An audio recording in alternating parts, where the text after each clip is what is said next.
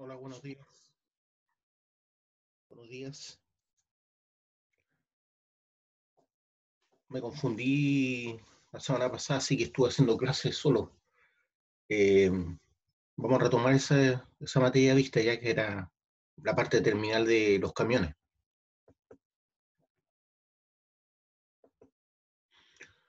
Eh,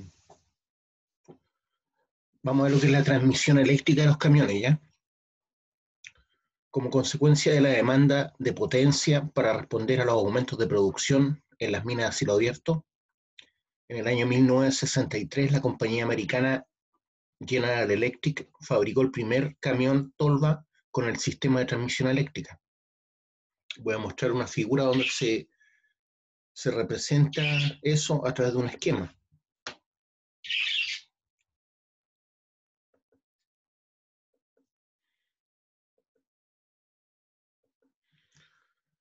Están las partes fundamentales, ¿cierto?, que corresponden a un camión con transmisión eléctrica. Como les decía, los motores eléctricos van en el eje trasero, en las ruedas traseras. Ahí van toda la parte de control, el bloque de resistencia, el radiador, ¿cierto?, el motor diésel, y detrás del motor diésel, ¿cierto?, está el alternador. Entonces el motor pasa a ser un generador eléctrico que alimenta con electricidad continua, ¿cierto?, los motores eléctricos que van en el eje trasero. Eso es lo más típico de una transmisión eléctrica.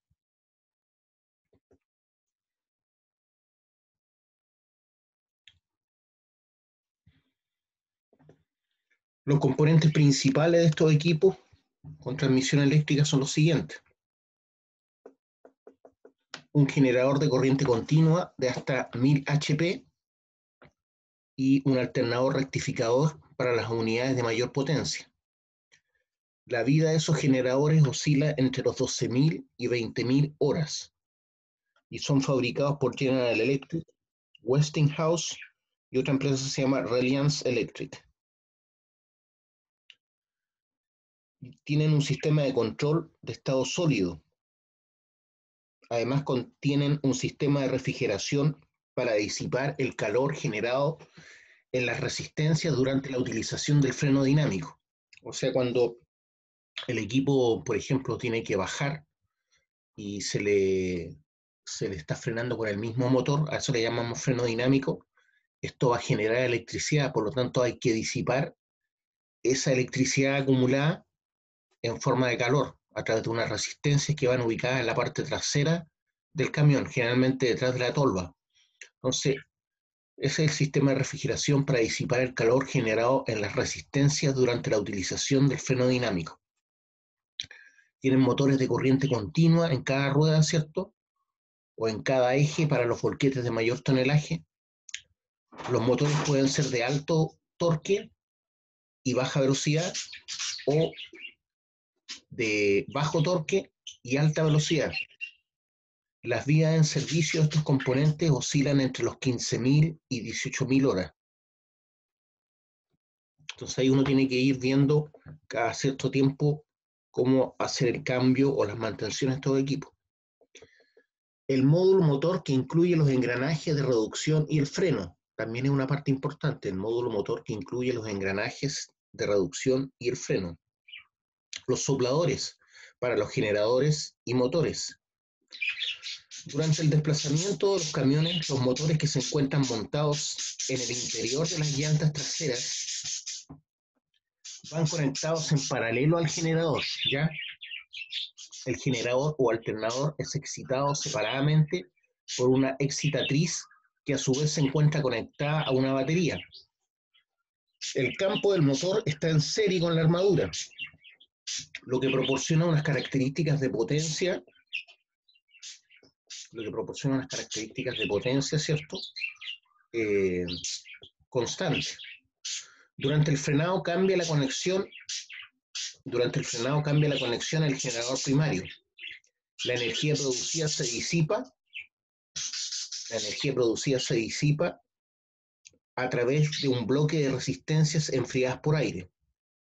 El valor de esa resistencia determina la caída de tensión en el circuito del motor durante el frenado y por lo tanto la velocidad del vehículo, constituyendo de esta manera el frenado dinámico o el freno motor.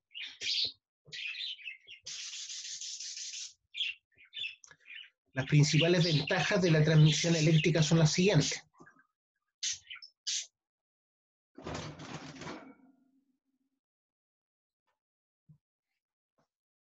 Máxima utilización de la potencia del motor en todo el rango de velocidades. Máxima utilización de la potencia del motor en todo el rango de velocidades. El frenado dinámico, ¿cierto? Simplificación de la operación y mayor fiabilidad. Bastidor o chasis.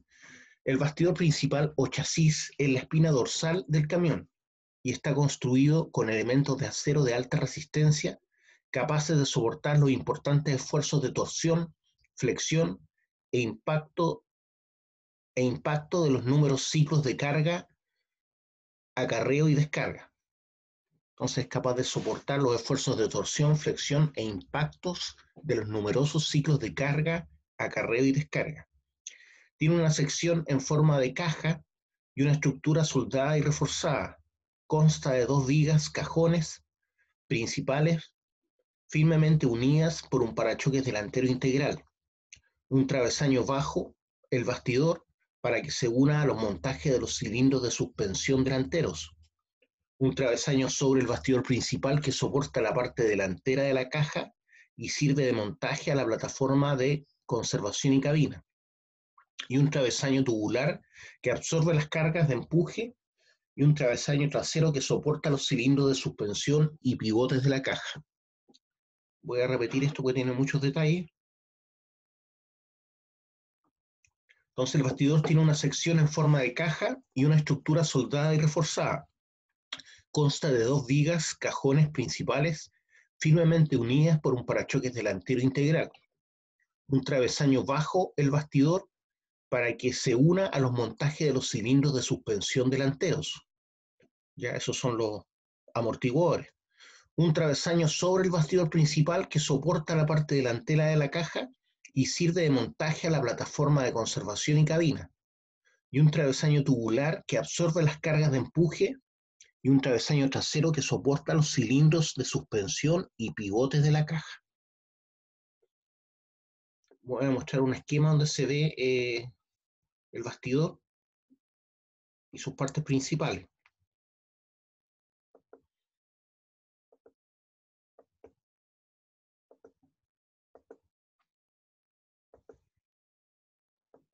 Ahí están. Parachoques delantero, pivotes de cilindros de suspensión, pivote de cilindro de levantamiento, soporte de la cabina, sección de la plataforma de mantenimiento, travesaño, tubo transversal de chasis. Y estas son las vigas, ¿cierto?, principales. Entonces todo eso corresponde al chasis o el bastidor del camión fuera de carretera.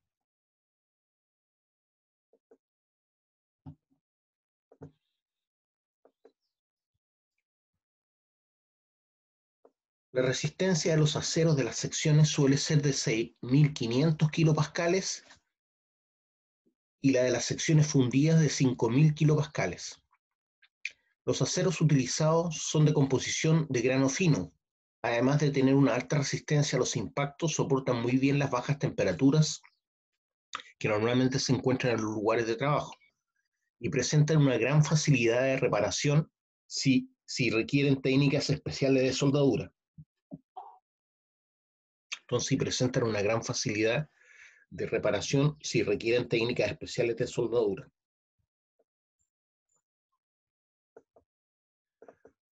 Respecto de la caja que vendría siendo la tolva. Las cajas de los volquetes están construidas de planchas de acero de alto límite elástico. O sea, tienen que ser flexibles. 1.300 megapascales, que proporcionan una elevada resistencia a los impactos y al desgaste. Recuerden ustedes que se descarga sobre ella material y que este va cayendo de a poco, se produce una vibración importante en la tolva y por lo tanto tienen que tener una alta resistencia elástica, un límite elástico alto de 1300 megapascales. O sea, no se quebrarían, especialmente cuando trabajan en frío, a 4000 metros de altura. Las vigas de refuerzo son huecas de sección rectangular, por los cuales circulan los gases de escape justamente para producir el calentamiento de la caja y así evitar la adherencia del material cuando está húmedo o está arcilloso, o es arcilloso, perdón. Voy a mostrar una caja Caterpillar.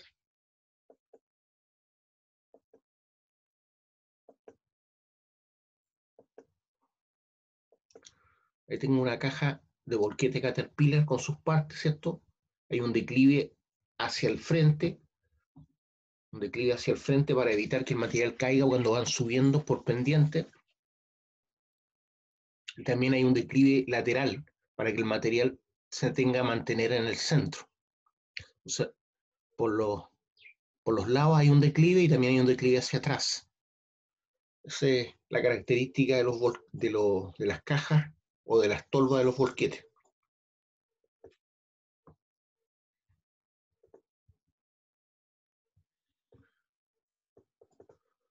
El fondo de la caja y la sección longitudinal es en forma de V, de manera que el centro de gravedad de la carga queda lo más bajo posible para incrementar la estabilidad. El declive hacia adelante proporciona una excelente retención de la carga aún al subir en pendientes, mientras que los declives desde el fondo de la caja hacia las paredes laterales desvían la fuerza de los impactos de carga y centran el material en la caja y bajan el centro de gravedad como ya se ha indicado, perdón, y bajan el centro de gravedad como ya se ha indicado.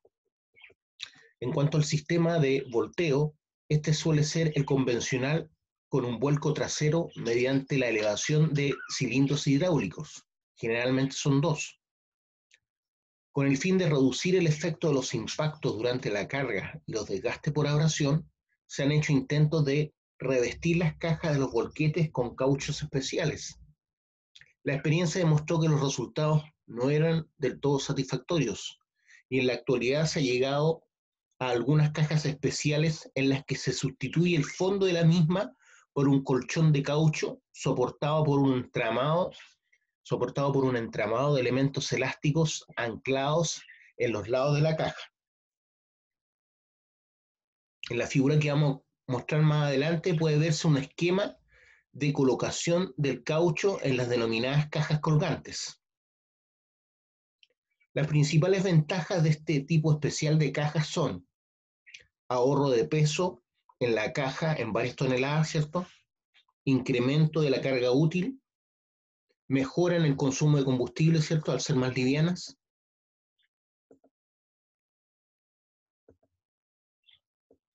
Los, ¿qué más tienen de características? Mayor vida de la armadura de la caja al reducirse los impactos. Mayor vida de la armadura de la caja al reducirse los impactos.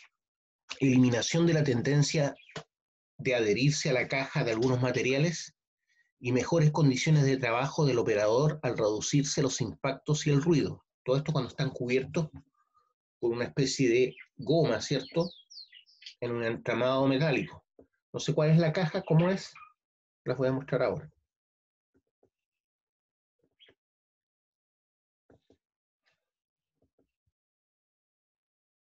Ahí se ve cómo es la estructura, ¿cierto?, de la caja y cómo después se le tiende a forrar con una especie de goma encima, quedando de esta manera. Entonces, todo esto es un caucho grueso que va sostenido por este entramado. A este le llaman caja colgante, caja o tolva colgante.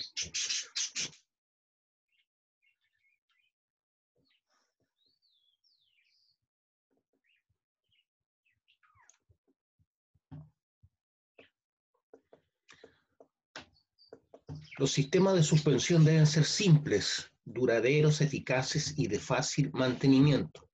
¿Ya? Se refiere a a los amortiguadores. El sistema de suspensión de un camión minero no solo debe absorber las oscilaciones y vibraciones eh, por las desigualdades del terreno, sino que también debe amortiguar los golpes durante la carga y distribuir el peso de esta sobre los neumáticos. Proporcionan por un lado estabilidad al vehículo y por otro lado confort al conductor. Estamos hablando de la suspensión de los camiones. Los sistemas de suspensión deben ser simples, duraderos, eficaces y de fácil mantenimiento. Además de la amortiguación proporcionada por los propios neumáticos, básicamente se emplean tres sistemas de suspensión. Las ballestas, ¿cierto? O muelles de acero, que son las típicas que uno ve, por ejemplo, en las camionetas en la parte trasera, ballestas o muelles de acero, amortiguadores de goma y cilindros hidroneumáticos, ¿ya? Que son los cilindros de amortiguación, cilindros hidroneumáticos. Los resortes de acero o ballestas, en este grupo está integrado por las ballestas, muelles de acero, que deben estar sometidos a una gran tensión para que sean efectivos. Estos son los resortes de acero. Esto hace que los materiales estén sujetos al fenómeno de fatiga. Este sistema de suspensión utilizado en camiones mineros se caracteriza por su robustez, gran peso y poca tolerancia de oscilación. Entonces, en este grupo está integrado por las ballestas y muelles de acero. Cuando se produce su rotura, generalmente se paraliza el transporte y la sustitución consume una gran cantidad de tiempo.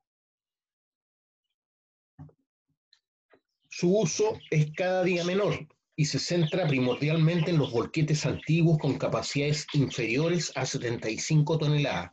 Entonces, las ballestas básicamente son para los camiones más pequeños. Suspensión de goma. La goma o el caucho no se pueden considerar como un resorte muy eficiente, pero son capaces de disipar de forma controlada la energía almacenada. Estos productos se han fabricado para que sean autoamortiguadores en un 50% aproximadamente y no requieren un sistema auxiliar de absorción de choques. La unidad de suspensión consiste en una columna de discos de goma unidos a piezas de metal, en orden a proporcionar una curva carga-compresión idónea. Una columna secundaria de goma recibe el esfuerzo de carga cuando la columna principal se encuentra en estado de compresión total, aunque virtualmente el mantenimiento no existe. Se deben reemplazar cuando se encuentran deterioradas o rotas, ¿cierto? Lo cual supone que ocurre más o menos cada 25.000 horas de trabajo. Cilindros hidroneumáticos. Conceptualmente, este sistema consiste en un robusto cilindro rígidamente unido al bastidor, o sea, al chasis, y un pistón anclado mediante otro bastidor a las ruedas. Al encontrarse un bache, por ejemplo, o impacto de carga, el pistón entra en la caja del cilindro comprimiendo el nitrógeno y absorbiendo la fuerza inicial de impacto. Al mismo tiempo, el aceite es lanzado a la cámara de compresión a través de orificios y de una válvula de retención unidireccional especial. A medida que pasa el impacto, el nitrógeno se expande nuevamente y el pistón regresa a su posición original, y la válvula de retención limita el flujo de aceite de retorno, amortiguando el salto de cilindro. No, sí, la válvula de retención limita el flujo de aceite de retorno, amortiguando el salto del cilindro. Los cilindros pueden amortiguar varios choques simultáneamente o varios impactos simultáneamente. Voy a mostrar un esquema donde se ven estos cilindros.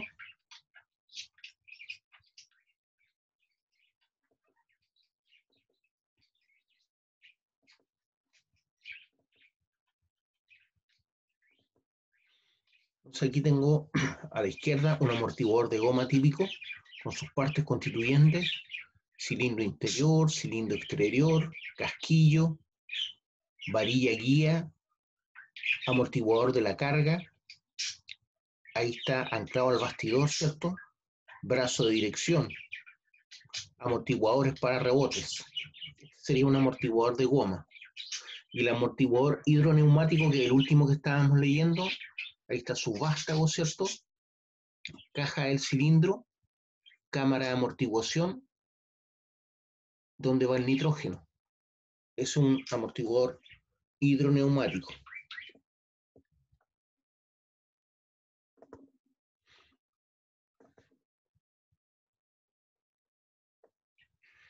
El anclaje de los amortiguadores pueden realizarse directamente o a través de puentes articulados, reduciéndose los impactos en este último caso de forma más efectiva.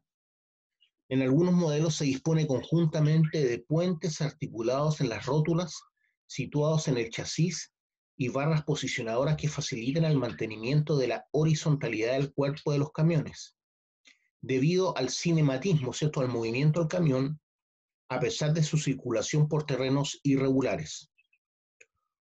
Otros tipos de amortiguadores que se están desarrollando son los que utilizan líquidos, siliconas con o sin gas, como el helio, por ejemplo. Respecto de los frenos, el sistema de frenos de que van provistos los camiones es esencial, pues deben soportar frenadas prolongadas al bajar pendientes mientras van totalmente cargados. Los sistemas de frenado se componen de frenos de servicio, frenos de emergencia, frenos de estacionamiento y retardador. En lo referente a los diseños de los frenos, podemos ver los siguientes. Vamos a verlo. Primero voy a mostrar el sistema de anclaje de los amortiguadores, cómo van los anclajes de los amortiguadores en el eje delantero y el trasero, ¿ya?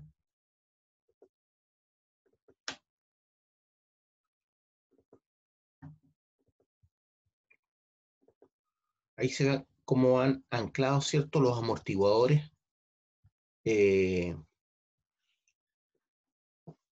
el eje delantero y el trasero.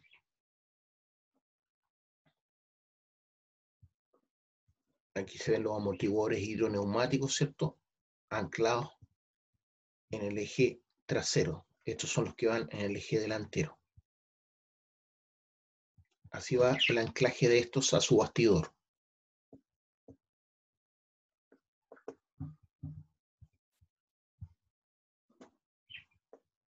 Respecto a los frenos, también tenemos una imagen que los muestra, que es la siguiente.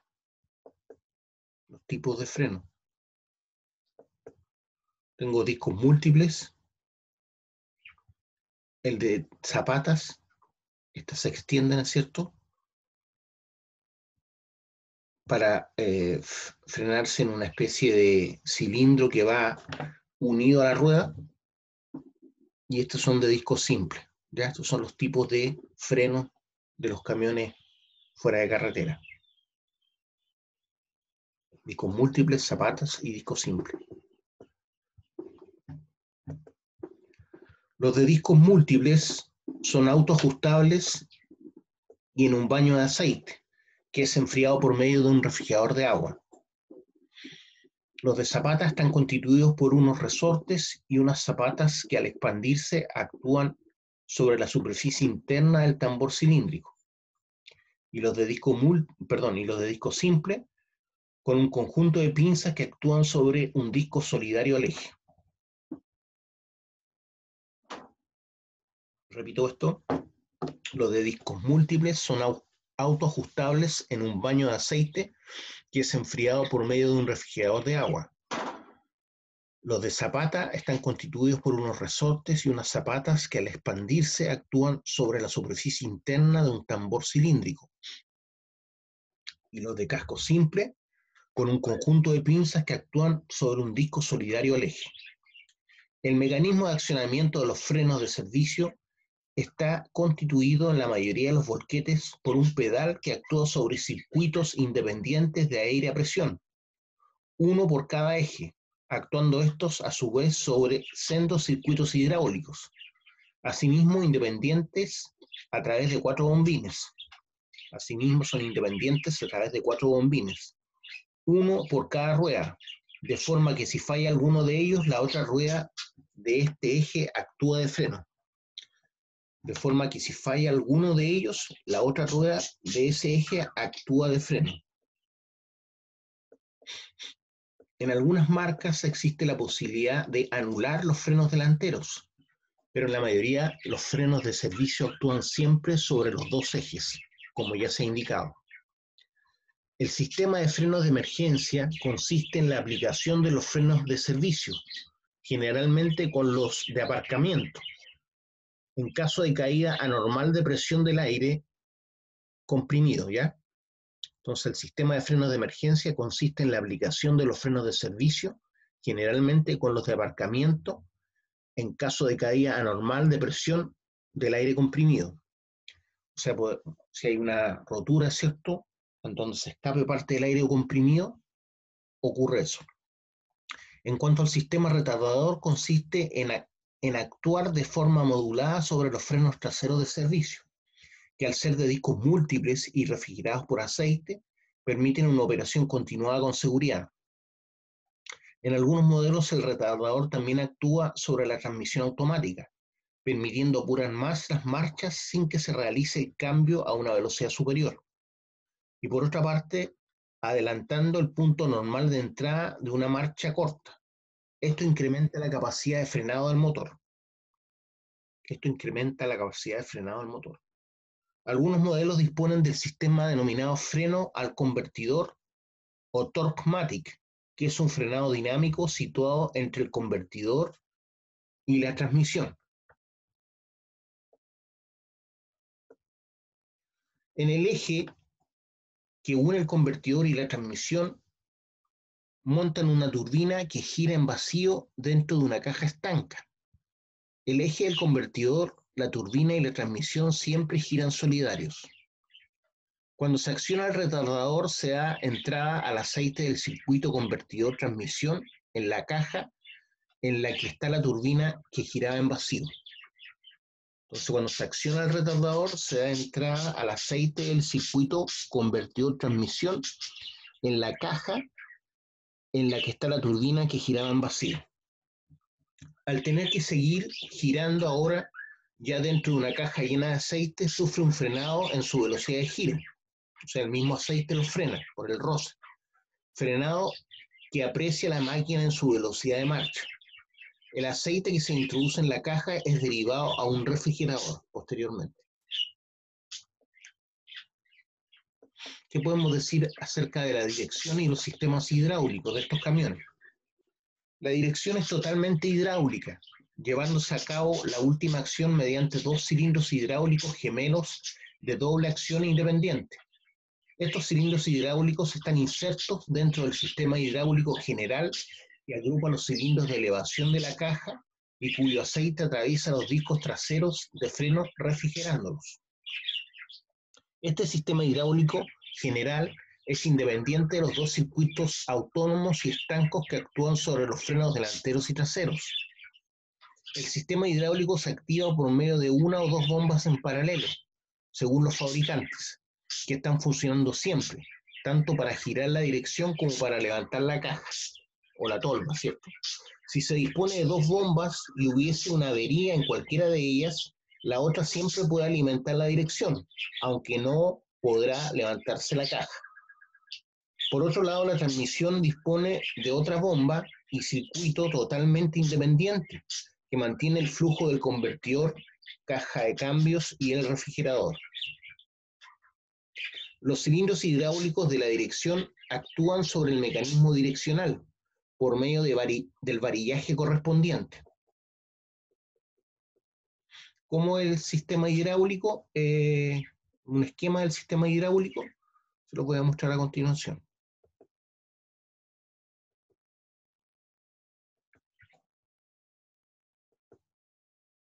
Ahí se ven las partes componentes del sistema hidráulico. Se supone que esta es la parte delantera.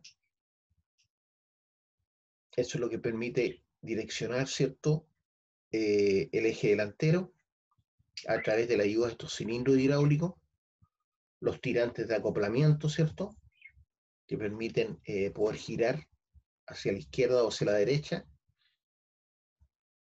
el varillaje, ¿cierto?, las tuberías de aceite, la válvula direccional.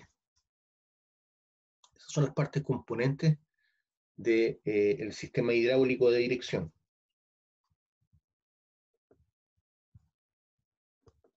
Entonces estábamos diciendo que Los cilindros hidráulicos de la dirección actúan sobre el mecanismo direccional por medio del varillaje correspondiente, estando protegido todo el sistema por el travesaño frontal del bastidor.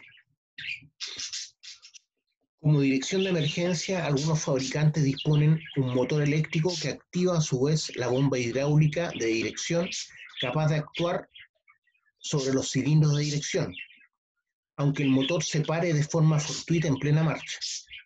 Al ser activada esa dirección por un motor eléctrico, puede ser operada siempre que la batería tenga carga, aunque el motor diésel haya sufrido una avería. Eso estamos hablando de una dirección de emergencia. Como dirección de emergencia, repito, algunos fabricantes disponen un motor eléctrico que activa a su vez la bomba hidráulica de dirección, capaz de actuar sobre los cilindros de dirección, aunque el motor se pare de forma fortuita en plena marcha. Al ser activada esa dirección por un motor eléctrico, puede ser operada siempre que la batería tenga carga, aunque el motor diésel haya sufrido una avería. En algunos camiones, la dirección auxiliar no existe como tal, sino que el circuito hidráulico de la dirección tiene un acumulador que en caso de una avería fortuita permite la operación sobre los cilindros hidráulicos de dirección, aunque solamente tiene capacidad para 2 vueltas de volante, por lo que no se podría utilizar este mecanismo de emergencia más que para apartar el vehículo, ¿cierto?, de su andar, ¿cierto?, en la carretera. Ruedas. ¿Qué podemos decir sobre las ruedas? Constituyen el último eslabón de la transmisión y por tanto en ellas se convierte el par en fuerza de tracción sobre el terreno, en contacto con el neumático. Acuérdense que cuando hablamos de par estamos hablando del torque. En general, cuanto más pequeño es el diámetro de las ruedas, mayores son las fuerzas de tracción, aunque existe un valor máximo, ¿cierto?, que no se puede superar, que va a estar en función del peso por eje y del coeficiente de tracción que depende del tipo de terreno. Respecto de la cabina es el puesto de trabajo del conductor, siendo de criterio universal el que esté diseñado para proporcionar visibilidad y confort durante la operación. Los componentes principales de la cabina son los siguientes: pedal del acelerador, pedal del freno, palancas del retardador y del freno de emergencia, palanca de accionamiento del basculante, palanca de cambios, consola de controles, consola de control de la transmisión, asiento con suspensión ajustable y cinturón de seguridad, calefacción, aire acondicionado, según las condiciones ambientales, limpio parabrisas, sistema de verificación electrónica y cabina de acero con diseño ROPS. Voy a mostrar una imagen típica de una cabina de estos camiones fuera de carretera.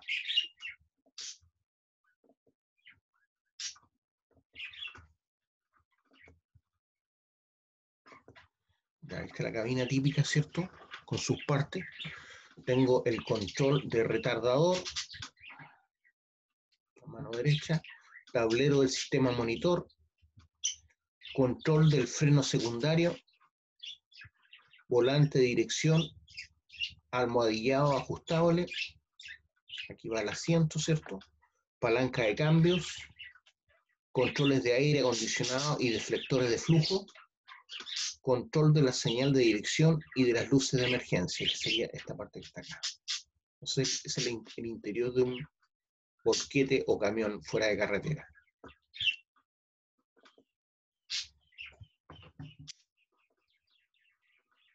Aplicaciones. ¿Cuáles son las aplicaciones de estos camiones fuera de carretera?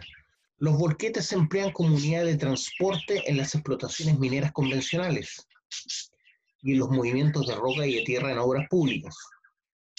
En la tabla 3 que vamos a mostrar a continuación se indican algunos de los factores operacionales más frecuentes en distintos sectores mineros y de obras públicas. Les voy a mostrar una tabla entonces, donde se pueden ver características típicas de suelo y de qué tipo de camiones se utilizan. Entonces aquí tengo como factor operacional el material que voy a transportar, la pendiente, la resistencia a la rodadura y la distancia de transporte. Si estamos en obras públicas, ¿cierto? Y estamos moviendo roca y suelo, la pendiente va a variar entre un 0 a más o menos 5%, bajada o subida. La resistencia de la rodadura de 3 a un 10%.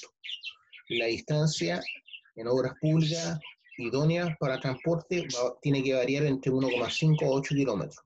Si estamos trabajando en canteras, generalmente estamos levantando calizas, granitos, arenas o gravas. La pendiente es de un 6 a un 10%. La resistencia a la rodadura es de un 2%. Y las distancias generalmente son más cortas, estamos hablando de 300 metros a 1,8 kilómetros. En minería metálica, que es la típica, ¿cierto?, en los rajos nuestros de minería del cobre o de hierro, generalmente estamos moviendo hierro, cobre, uranio, estamos hablando de pendientes que varían entre un 6 y un 10%, resistencia a la rodadura de un 2%, y las distancias que se manejan varían de 1,5 a 3,6 kilómetros, perdón, 1,5 a 3,6 kilómetros. En minería sedimentaria, estamos hablando de carbono, fosfatos, la pendiente usual es de un 3 a un 5%, la resistencia y la rodadura en el interior mina es de 3 a 4%, y en el exterior de la mina un 2%, y las distancias son más largas, ya que la densidad es menor del material, podemos transportarlo de 5 a 8 kilómetros.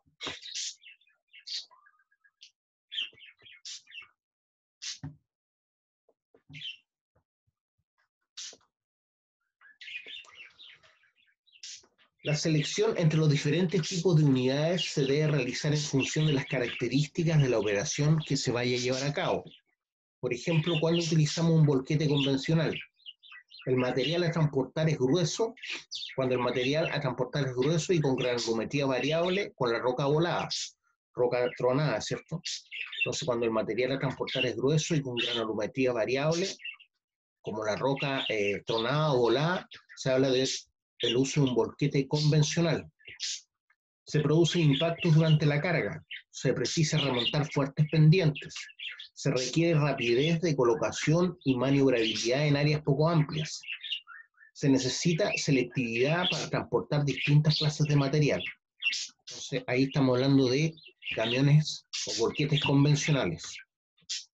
Volquetes con tractor remolque. Se requiere gran maniobrabilidad. Se opera en pistas horizontales y con poca pendiente. Entonces, cuando requerimos gran maniobrabilidad, se opera en pistas horizontales y con poca pendiente, hablamos de volquetes con tractor remolque. Se necesita una gran flotación de los neumáticos por las condiciones de terreno. Las longitudes de transporte son grandes. El motor térmico es igual al de los otros equipos de los que se disponen. El motor térmico es igual al de los otros equipos que se disponen. ¿Cuándo utilizamos volquetes articulados? Cuando se precisa una gran maniobrabilidad. Las pistas de transporte están en muy mal estado. Las condiciones meteorológicas son muy adversas. Se utilizan unidades de 2 ejes con materiales duros y volquetes de 3 ejes con pistas blandas y material de tipo medio. Entonces, cuando las pistas son blandas, obviamente necesito mayor cantidad de ejes de camión para poder, para que sea más difícil que se hundan y tienden a, ¿cómo se dice?, a patinar. Letra D. Camiones de descarga por el fondo. ¿Cuándo se utilizan estos? Cuando el material a transportar está bien fragmentado, es poco abrasivo y fluye fácilmente. Las pendientes no deben exceder del 3 a un 5%, permitiendo una gran velocidad de marcha. Se requiere una gran flotación de los neumáticos. Las distancias de transporte van de medias a grandes y la descarga debe hacerse durante la marcha. Ahí es cuando utilizamos estos camiones de descarga por el fondo. Voy a repetir cuando se utilizan los camiones convencionales, que son los usuales que se utilizan en minería. cuando el material a transportar es grueso y con granulometría variable, como la roca tronada, cuando se producen impactos durante la carga, se precisa remontar fuertes pendientes, se requiere rapidez de colocación y maniobrabilidad en áreas poco amplias y se necesita selectividad para transportar distintas clases de material. Cuando utilizo volquetes con tractor remolque, cuando se requiere una gran maniobrabilidad, se opera en pistas horizontales y con poca pendiente, se necesita una gran flotación de los neumáticos, las longitudes de transporte son grandes y el motor térmico es igual al de otros equipos de los que se dispone. Y el motor térmico es igual al de otros equipos de los que se dispone. El llenado de la caja o tolva puede efectuarse mediante palas, ¿cierto?, sobre ruedas, los cargadores frontales, excavadoras hidráulicas, excavadoras de cables, rotopalas o minadores continuos. En cada caso, el camión se estaciona de forma que la máquina de carga consiga su máxima efectividad y rendimiento. Si las unidades de transporte están bien dimensionadas, se debe conseguir la carga de estas máquinas cíclicas con un número de baldes comprendido que varía entre un 3 y un 5%. Esto ya lo habíamos dicho antes. Lo ideal es que la tolva, ¿cierto?, o la caja del camión sea llena con 3 a 5 baldadas. Entonces el llenado de la caja o tolva puede ser efectuado por cargadores frontales, excavadoras hidráulicas, excavadoras de cables, rotopalas o minadores continuos. El ciclo de transporte incluye periodos de aceleración y de frenado y desplazamientos con una velocidad mantenida que está en función de las condiciones de la pista, tráfico, tracción disponible del vehículo y longitud de transporte. Dependiendo del diseño de la caja o tolva, la descarga consiste en el vaciado de la carga sobre el borde de una escombrera, en una tolva o sobre un emparrillado o grizzly. Eso es cuando hay un punto de vaciado, ¿cierto? Las maniobras que son necesarias pueden variar en cada caso, pero las típicas son las que voy a mostrar a continuación. Entonces, mirado en vista de planta desde arriba, las maniobras típicas de un camión son las siguientes. Este es el área de maniobra y carga, ¿cierto? Área de descarga. ¿Ya? Entonces, dependiendo si va a descargar en una escombrera, en una tolva o en un emparrillado donde podría haber, por ejemplo, un punto de vaciado a un nivel inferior, como ocurre, por ejemplo, en Andina. En este caso, tengo un camión que está vaciando sobre una tolva donde abajo podría haber un chancador primario. Entonces son los movimientos típicos. Aquí tengo de un carril y aquí de 2 carriles para ida y regreso. Es el ciclo de operación típico de un camión.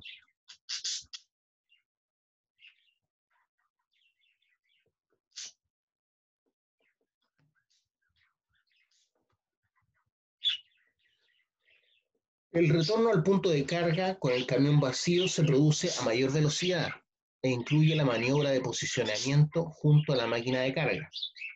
Las áreas de vaciado y carga deben prepararse de forma que las maniobras a realizar por los camiones sean lo más simples y cortas posibles, con el fin de obtener buenos rendimientos y condiciones seguras de operación. En el caso del vaciado de estériles en escombreras o botaderos, este podrá llevarse a cabo directamente sobre el borde del talud, requiriéndose un posicionado cuidadoso y generalmente bajo la supervisión de un peón o descargando el material en montones próximos al borde y que posteriormente un equipo auxiliar empujará, como por ejemplo un bulldozer. Este último procedimiento es más seguro y requiere tiempos de maniobras más reducidos.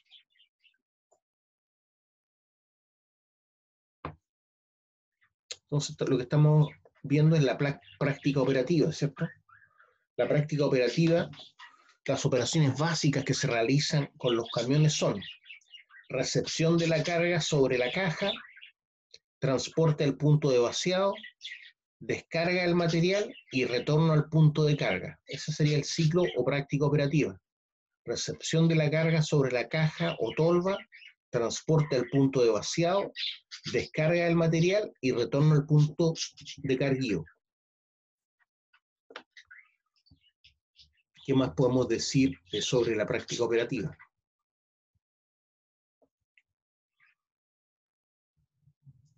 Consideraciones de selección ahora. ¿Cuáles son las cosas que tengo que tener presente para seleccionar un camión? Consideraciones de selección.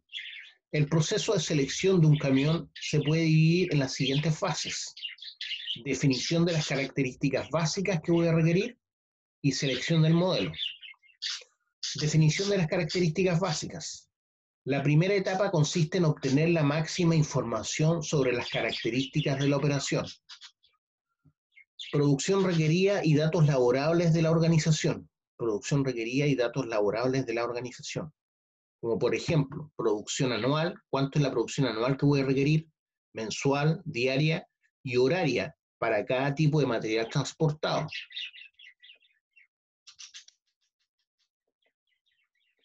Horas de operación por relevo, totales y efectivas y retrasos previsibles en la operación. Entonces, horas de operación por relevo, totales y efectivas y retrasos previsibles en la operación. Número de relevos por día, semana y al año. Porcentaje de ausentismo laboral, etcétera. Todo eso se tiene que considerar para la selección.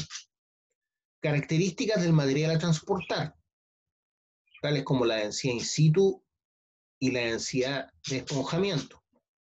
Factor de esponjamiento, granulometría, tamaños máximos y mínimos de partículas, ¿cierto? O de material. Dureza del material, textura y abrasividad, todo eso se tiene que considerar. Facilidad de carga y pegajosidad del material.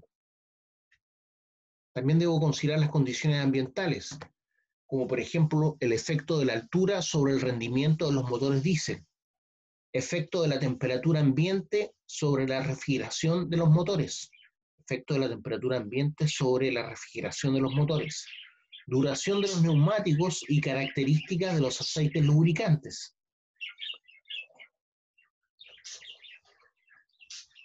Efecto de las lluvias y heladas en las superficies de rodadura y en la velocidad de transporte, también una condicionante para la selección. Características de las pistas de transporte, longitudes y pendientes de cada pista. Si no se conoce esta información, se requieren al menos las cotas entre los puntos de carguillo y descarga, distancia entre estos puntos y datos generales de la topografía. Descripción general de las pistas, anchos, radios de giro, resistencia a la rodadura, calidad de construcción, cunetas, drenaje, pasos de agua, peraltes, pistas de frenado, bombeo, etc. Eso es lo que corresponde a la descripción general de las pistas. También debo conocer el equipo de mantenimiento y construcción asignado a las pistas de transporte, tales como motoniveladoras, cisternas o camiones cisternas, ¿cierto?, para el riego y compactadores. La carga que va a ser sometido el camión, amplitud de la zona de carga y estado del piso, equipo de carga, tipo de maquinaria cíclica o continua que va a cargar los camiones, tamaño del balde, altura de descarga, alcance e impactos durante la carga, coeficiente de disponibilidad y utilización del equipo, unidades auxiliares que voy a requerir asignadas al equipo de carga, por ejemplo, un bulldozer o tractor sobre orugas. Respecto a la descarga, lugares donde se efectúa la descarga, tolva, escombrera, emparrillado, amplitud de la zona de descarga y estado del piso. Todas estas son condicionantes que debo conocer para la selección del equipo. Eficiencia de los equipos auxiliares y su influencia sobre la descarga. Varios. ¿Cuáles son los varios a considerar? Existencia de otras unidades de transporte. ¿Van a haber más camiones? Infraestructura de la zona. Preparación de la mano de obra. Vida del proyecto. ¿Cuánto va a ser la vida útil del proyecto? A continuación se podrán definir las características básicas de la unidad de transporte. Por ejemplo, tipo de unidad, capacidad de la tolva, capacidad de carga del camión, potencia que debe tener y tipo de accionamiento. Entonces, una vez definidas todas estas características, puedo definir las características básicas que tiene que tener la unidad de transporte, como son tipo de unidad, capacidad de la tolva, capacidad de carga del camión, potencia y tipo de accionamiento. Cuando hablamos de la selección del modelo, tipo de unidad, las unidades más empleadas son las citadas anteriormente, o sea, camiones convencionales con tractor remolque o articulados, camiones de descarga por el fondo y unidades especiales. Capacidad de la caja, estamos seleccionando el modelo. La siguiente etapa consiste en la selección del tamaño de la caja. En la figura que vamos a ver más adelante se indica el modelo o el método SAE para la determinación gráfica de la capacidad de la caja o de la tolva de un volquete.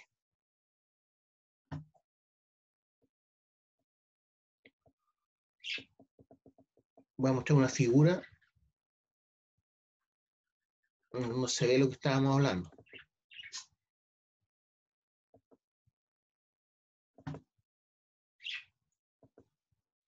Ahí vemos el camión, ¿cierto? En vista de perfil, la capacidad que tiene el camión al ras y la capacidad con la tolva colmada, ¿ya? Que va en una relación 12:1 respecto del largo y del alto, o del ancho y del alto. Entonces, capacidad volumétrica de un volquete con la carga colmada. Entonces, una es la carga al ras, que nunca va el camión al ras, ¿cierto? Sino que va más bien colmada la capacidad. Para tener en cuenta los diferentes tipos de material a transportar, los fabricantes ofrecen generalmente 3 tipos de cajas o tolvas, que son las que estamos viendo, voy a ver a continuación. Ay, perdón.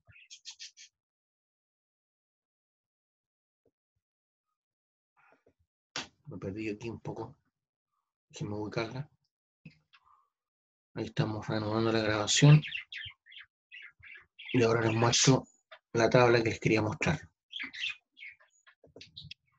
Entonces, de acuerdo a esta tabla, tengo 3 tipos de materiales. Carbón, que es un material más liviano, recubrimiento, caliza, que esto sería como estéril, un material medio, de densidad media, y los minerales o la mena de yacimientos metálicos, con sus distintas densidades, ¿cierto? 0,9 en el caso del material menos denso, que podría ser el carbón, 0,9 toneladas metro cúbico, material de recubrimiento o estéril o caliza, que varía entre 1,6 a 1,8 toneladas metro cúbico, y en el caso de mena metálica, estamos hablando de una densidad de 2,2 toneladas metro cúbico. Y de acuerdo a eso, ¿cierto? El tipo de caja o tolva. El de mayor tamaño, el de mayor volumen, es para el material más liviano o menos denso. El material para densidad media, por ejemplo, de estéril o caliza, vamos a utilizar la caja estándar o tolva estándar. Y para lo que es la mena metálica, que es de mayor densidad, vamos a utilizar una que se llama caja de roca, que tiene un tamaño más pequeño. Se puede estimar también la capacidad de la caja de volquete en función del tamaño del balde del equipo, ¿cierto?, que va a cargar. Se puede estimar la capacidad de la caja del volquete en función del tamaño del balde, en metros cúbicos, del equipo, ¿cierto?, de carguío cíclico, como en este caso sería una excavadora hidráulica, una de cables o un cargador frontal. Entonces, en función de la capacidad del balde, puedo determinar el tamaño de la caja o la tolva, utilizando esta tabla que tengo acá. Entonces, dependiendo del tipo de material, si es blando, medio, duro o muy duro, la capacidad de la tolva en metros cúbicos va a ser, si el material es blando, de 3,3 a 5,5 veces C, que es el volumen del balde del equipo de carguío. Si el tipo de material es de dureza media, vamos a decir que la caja o la tolva tiene que ser de 3 a 5 veces la capacidad del balde del equipo de carguío. Si el material es duro, de 2,5 a 4 veces el balde del equipo de carguío. Si el material es muy duro, como es usualmente, nosotros tenemos en minería metálica material duro y muy duro, estamos hablando de una tolva que tiene que tener una capacidad de 2 a 3,5 veces la capacidad del balde del equipo de carguío.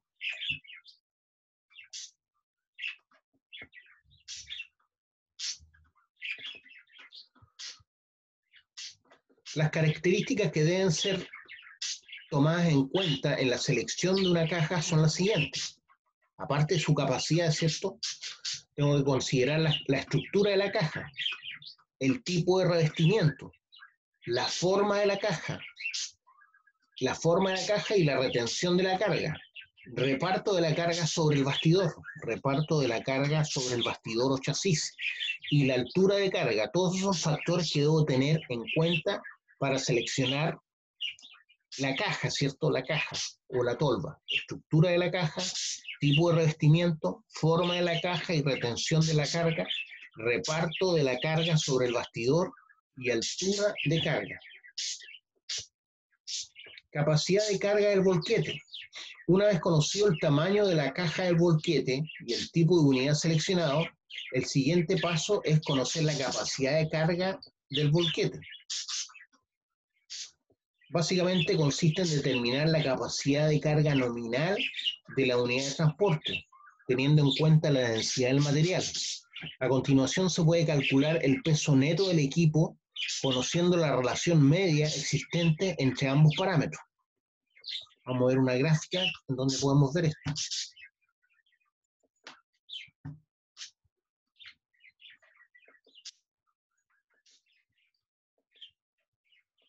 Entonces aquí tengo un gráfico que me habla del peso neto en toneladas del equipo, y por otro lado tengo la capacidad. Entonces, si necesito una capacidad de 200 toneladas, por ejemplo, el equipo va a pesar más o menos 125 toneladas. Va a corresponder más o menos a un camión con descarga por el fondo de transmisión eléctrica. Si necesito una capacidad de 350 toneladas, por ejemplo, el peso del equipo va a ser de más o menos 225 toneladas. Estamos generalmente hablando de volquetes con transmisión eléctrica, que son los de mayor tamaño. ¿Ya?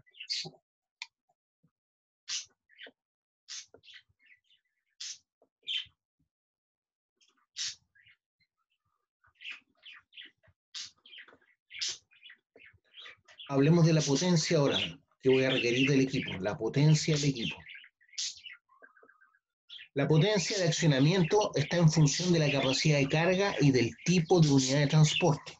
Entonces, la potencia de accionamiento está en función de la capacidad de carga y del tipo de unidad de transporte. Como ya se ha indicado anteriormente, se pueden considerar los siguientes valores medios. Tenemos volquetes convencionales que varían de 10,5 HP por tonelada movida.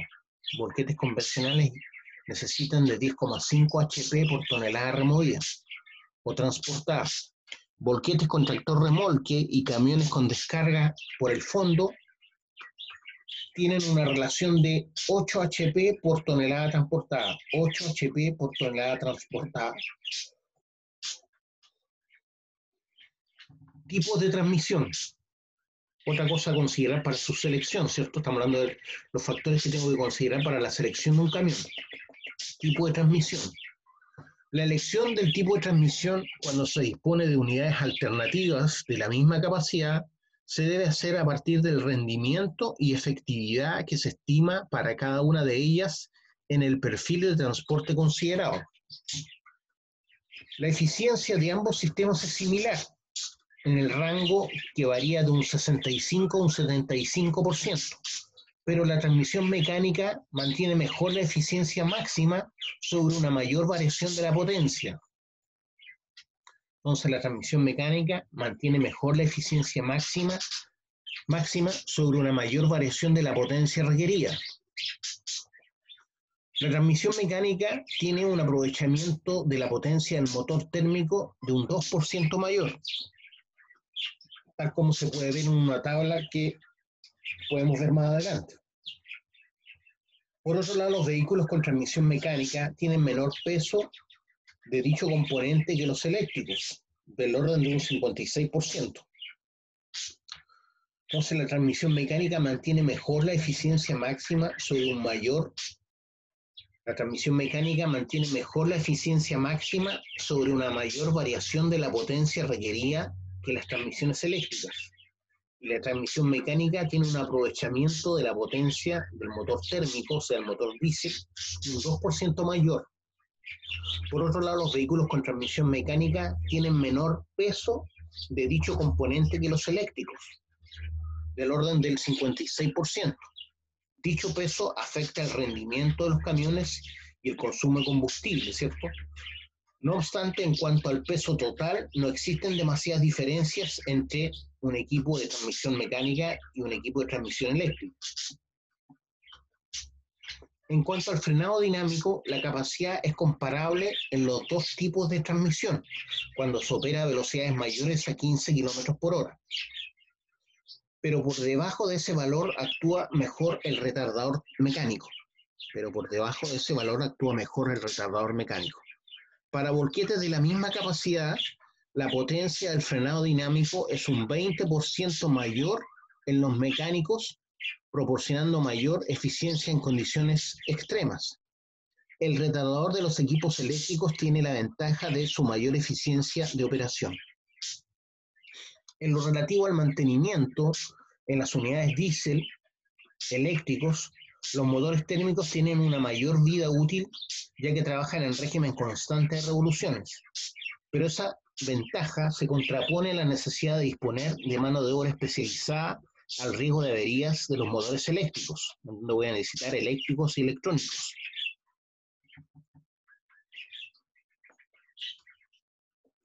En el proceso de selección se tendrán pues en cuenta el tipo de transmisión, el fabricante y los gráficos de rendimiento del vehículo. Respecto al chasis, también es importante considerarlo. Deben tenerse en cuenta los siguientes puntos: diseño básico y distribución de la carga del camión sobre el chasis. Diseño básico y distribución de la carga del volquete sobre el chasis. Acuérdense que el chasis también se llama bastidor. Resultados de laboratorio y de campo de la respuesta del chasis frente a cargas estáticas y dinámicas. Y técnicas de construcción y montaje, también son importantes de considerar, las técnicas de construcción y montaje. Peso y potencia. Se analizaron o se analizarán los siguientes datos característicos en cuanto al peso y la potencia. La tara, que es el peso del camión en vacío, y la carga que es la capacidad y la carga que puede llevar. Voy a mostrar una gráfica en donde se ve la relación entre la transmisión eléctrica y mecánica de los camiones.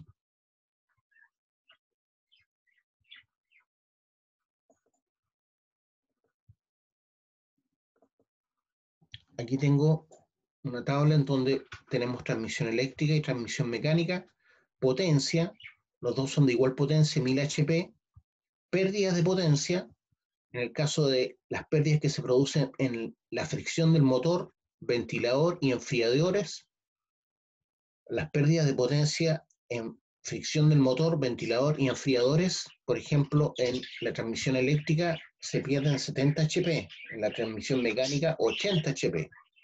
En el convertidor no existe pérdida, ¿cierto? En el convertidor, en la eléctrica, sí existe una pérdida de 9 HP en el convertidor de transmisión mecánica.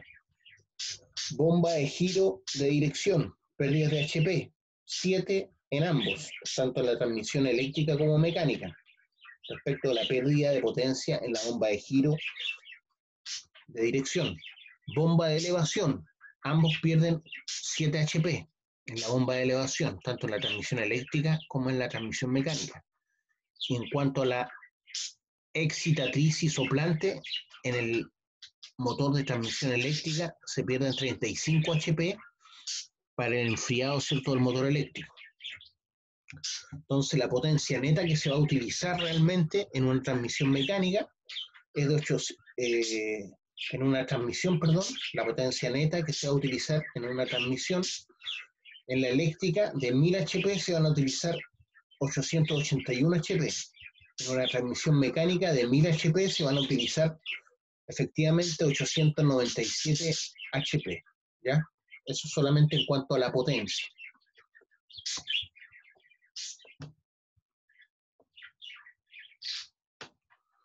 También una cosa que hay que considerar es la relación de tara-carga, la relación de la tara y de la carga, o sea, relación de el peso en vacío y de la carga que va a poder llevar para la selección del equipo. Hay que también considerar la potencia del motor y la relación potencia-peso total. Y la relación potencia-peso total.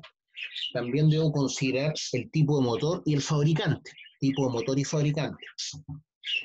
Tengo que considerar también los frenos que tiene el camión. Se tendrán que estudiar los diferentes tipos de frenos que se dispongan en los camiones. Freno de servicio, freno de emergencia, freno dinámico con su curva, ¿cierto? Y freno de estacionamiento. Las características de la cabina también son importantes de considerar. Se valorarán los siguientes aspectos, por ejemplo, la visibilidad que tenga el operador, la posición de palancas de maniobras y mando, el asiento, la consola de control y verificación, la cabina ROPS, el acceso, sistemas opcionales de aire acondicionado también son importantes de considerar. Debo considerar también los neumáticos. De este componente, ¿qué se debe analizar? El tipo y fabricante de los neumáticos, la carga máxima que pueden soportar, la cobertura sobre la carga máxima, y las dimensiones de estos, ¿cierto? Todos esos son factores a considerar en la selección del camión. Tendencias y nuevos desarrollos respecto de los camiones fuera de carretera. El crecimiento espectacular que se produjo en el tamaño de los volquetes durante las décadas de los 60 y 70 se disminuyó desde entonces, como ya se ha dicho, debido a los siguientes factores. No disponibilidad de motores adecuados, exigencia de las pistas con una mayor calidad de construcción, falta de maniobrabilidad, problemas de mantenimiento, costos de operación altos y problemas de fabricación, transporte y manipulación de grandes neumáticos. La situación actual y desarrollo futuro se pueden resumir a través del análisis de los siguientes puntos. Tipos de unidades y su empleo según sus capacidades, alimentación por trole, asignación dinámica de volquetes, aplicación de programas de ordenador, aplicación de microelectrónica y otras tendencias. Entonces, la situación actual y desarrollo futuro de los camiones o volquetes, hay que analizar los siguientes puntos: tipos de unidades y su empleo según sus capacidades, alimentación por trole, asignación dinámica de volquetes, aplicación de programas de ordenador y aplicación de microelectrónica. Ya, chiquillos, por hoy día vamos a parar acá. Nos estamos viendo.